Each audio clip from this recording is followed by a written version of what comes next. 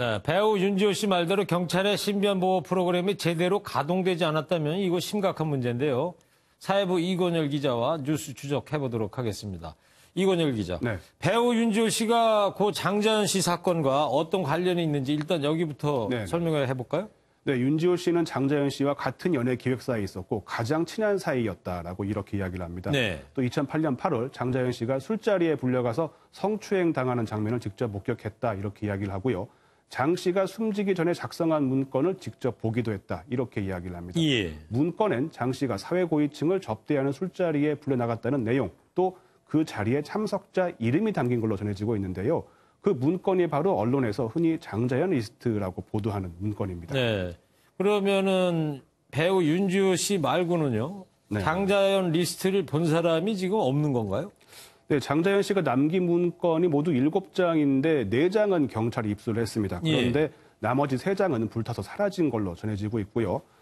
물론 윤지호 씨 말고 다른 사람이 문건을 봤을 수는 있겠지만 내가 그 문건을 봤다 이렇게 나서는 사람은 현재까지 없습니다. 나서는 사람은 없다. 예. 그러니까 윤 씨가 봤다는 3장에 구체적인 실명이 등장한다고 하는데 윤 씨가 이번 사건에 상당히 중요한 증인인 것만은 분명합니다. 네. 근데 윤지호 씨가 엄청난 사건에 연루되다 보니까 불안감도 무척 클 것 같고요. 그래서 지금 신변보호를 받고 있는데 어떤 신변의 위협을 당하고 있다는 거죠? 일단 윤 씨는 과거에도 미행에 시달렸다 이렇게 밝히고 있고요. 미행. 네네. 또 최근에 벽과 화장실 천장에서 기계음을 들었고 출입문 잠금 장치가 갑자기 고장나서 큰 불안을 느꼈다 이렇게 이야기를 합니다. 지난 14일 오전에 윤 씨 측에서 경찰에 신변보호를 요청했고 14일 오후부터 경찰의 신변보호가 가동 중입니다. 그런 말이죠. 이 신변보호 얘기하는데 신변보호는 누구나 나 좀 보호 좀 해주세요 그러면 경찰이 다 해주는 거예요? 그건 아닙니다. 그 신변보호 대상자는 범죄 피해자 혹은 범죄 피해가 우려되는 사람인데요. 경찰서에서 신변보호 심사위원회를 열어서 신변보호 여부를 결정합니다. 네. 그러면 윤지호 씨 같은 경우에 이제 신변보호 심사위원회를 통과해서 신변보호를 받고 있다 이런 얘기군요. 그러니까.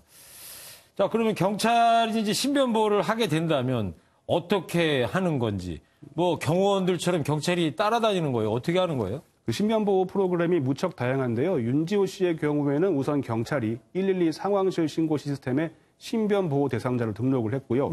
또 스마트워치를 지급했습니다. 스마트워치. 또 임시 숙소도 제공했습니다.